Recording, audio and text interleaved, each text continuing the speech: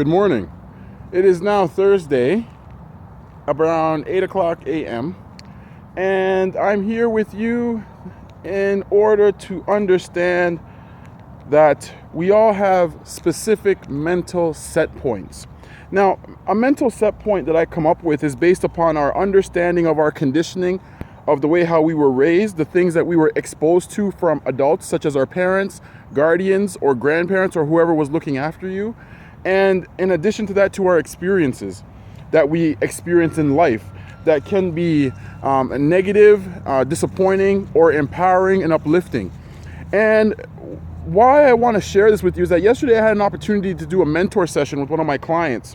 And what was interesting is one of the things he said to me was, because of his inability to have his father around, he lost his father being around him when he was in his younger years, and probably around between 7 and 8, and his dad kind of reconnected with him later on in life in his late teens, early 20s.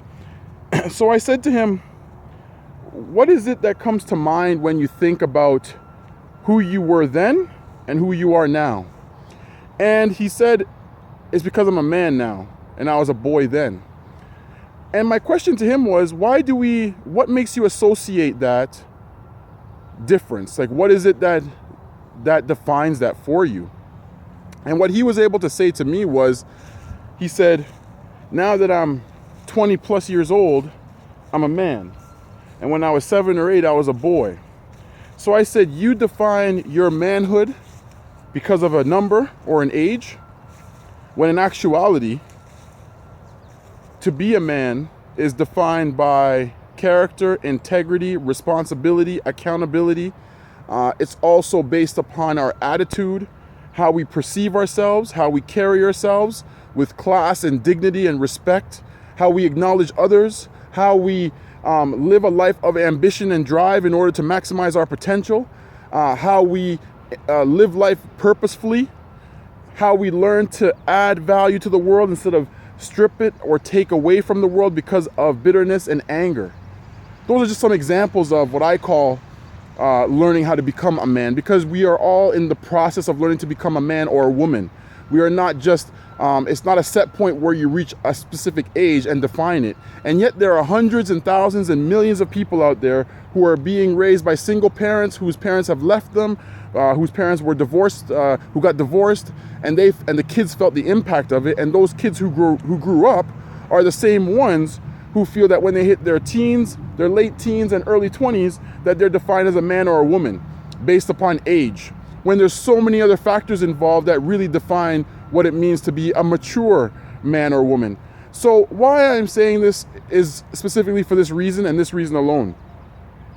To go through challenges related to parents leaving you or not having support or encouragement, or having parents that aren't ambitious and driven, or having parents that just sit back and just kind of go through the motions of life without not realizing that their example is a teachable example.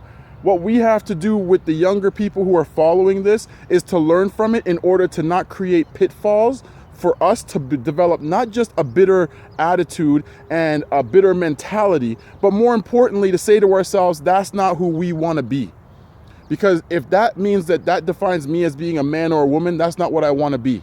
I want to be somebody who stands up for themselves with class and integrity and character, that balances myself out so I can be balanced within the world, because I feel balanced within myself. I'm not carrying burdens. I am not carrying certain expectations around becoming something that is a reflection of my pain, or a reflection of my frustration, or a reflection of something that I'm missing.